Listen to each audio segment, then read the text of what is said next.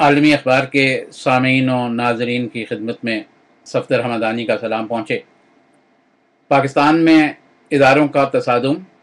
اور سیاسی صورتحال آج یکدم بہت تیزی سے تبدیل ہوئی ہے۔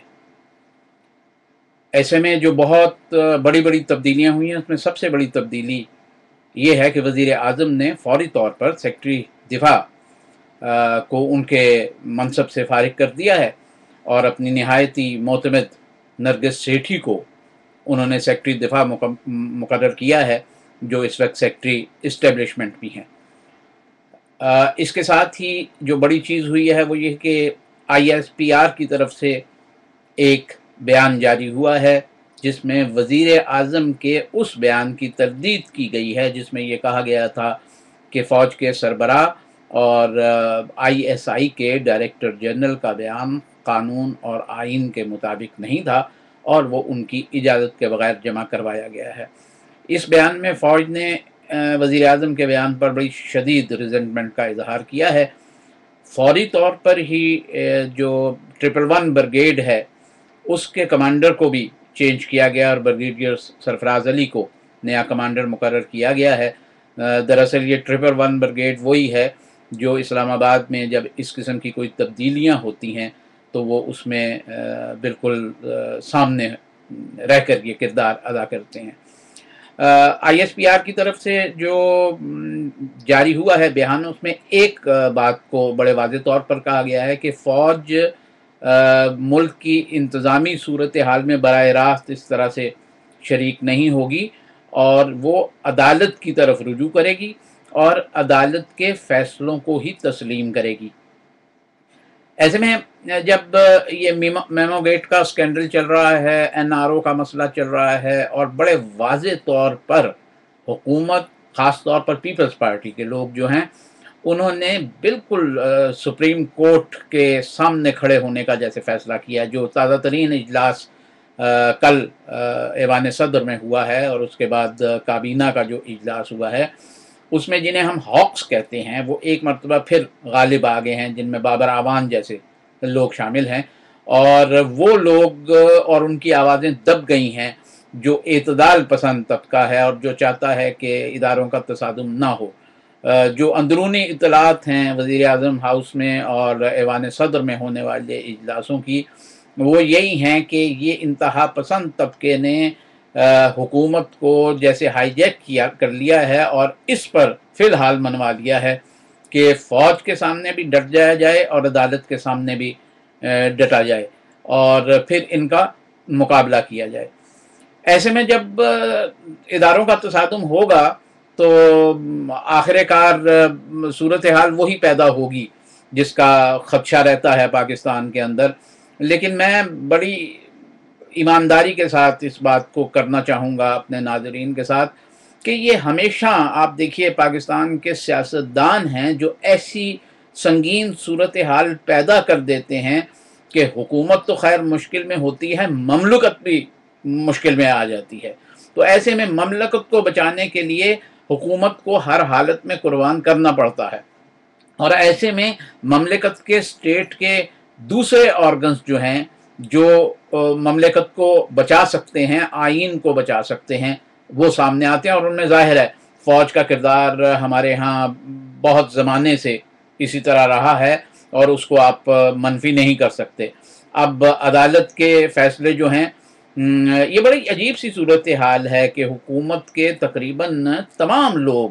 یعنی اب صدر بھی ظاہر ہے حکومت کے ہیں، پیپلز پارٹی کے ہیں،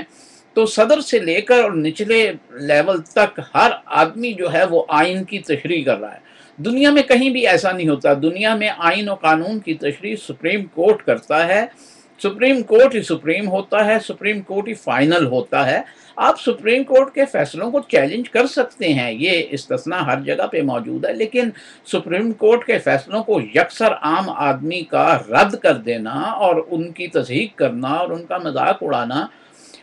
اس صورتحال میں یہ لگ رہا ہے، جو میں سوچتا ہوں کہ انتخابات تو ہر حالت میں ہونے ہی ہونے ہیں، اچھا یہ بات بھی آپ کی خدمت میں عرض کر دوں کہ میرا اپنا وجدان یہ کہتا ہے کہ فوج واقعی براہ راست سامنے نہیں آئے گی اور اقتدار پر کوئی قبضہ نہیں کرے گی، عدالت کے ذریعے ہی سارا کام ہوگا، اور ہو سکتا ہے کہ عدالت آئین کی شک کے مطابق فوج کو طلب کر لے کہ وہ اس کے فیصلوں پر عمل درآمد کروائے۔ میرے خیال میں نہ آئین جو ہے وہ پس پشت ڈالا جائے گا، نہ بنیادی حقوق پس پشت ڈالے جائیں گے، ان کے اندر سے ہی کوئی ایسی سچویشن پیدا کی جائے گی کہ حکومت جو بالکل ٹکر لینے کی صورت میں آ گئی ہوئی ہے اس کو کہیں ایک طرف کیا جائے، یا حکومت والے خود عقل کے ناخن لے لیں، عوام پہ رحم کر لیں، پاکستان پہ رحم کر لیں، اور یہ جو ٹکراؤ کی پالیسی ہے اس کو ختم کریں، اور یہ جو اپنے آپ کو سرتان کے یہ کہنا ہے کہ ہمیں عوام نے منتخب کیا ہے، تو سوچنے کی بات یہ ہے کہ عوام نے انہیں ان کاموں کے لیے تو منتخب نہیں کیا کہ اداروں کے ساتھ لڑائی کریں، اور دیکھنے کی ایمانداری کی بات یہ ہے کہ آخر عوام کے لیے کیا ہے۔ مجھ جیسے عام آدمی کو یہ لگتا ہے کہ پیپلز پارٹی کے پاس انتخابات میں جانے کے لیے چونکہ کوئی ساؤنڈ فوٹنگ نہیں ہے،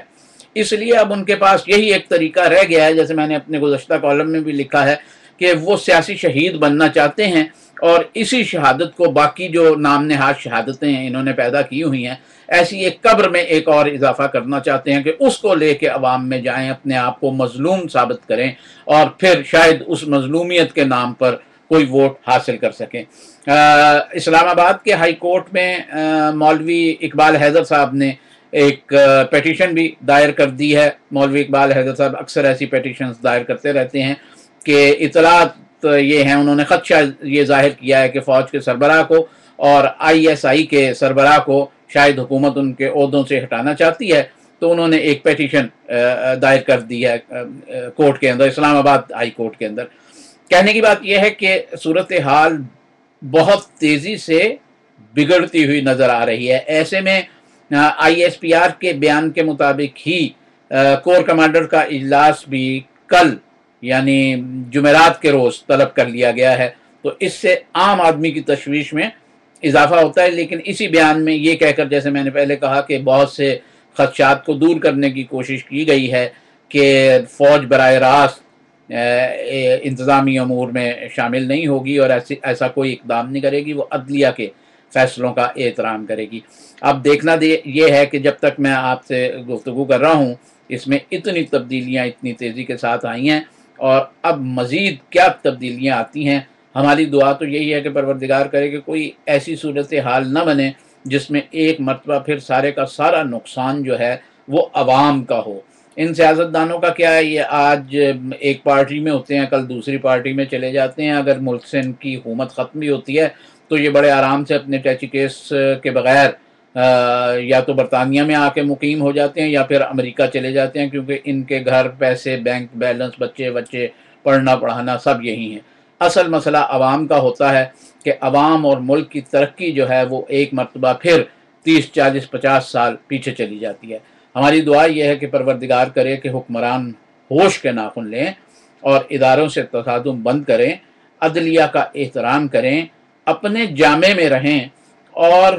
عوام نے جس کام کے لیے انہیں ووٹ دیے ہیں عوام کے ووٹ کا احترام کریں، ورنہ وہ حکومتیں جو عوام کے ووٹ کا احترام نہیں کرتی،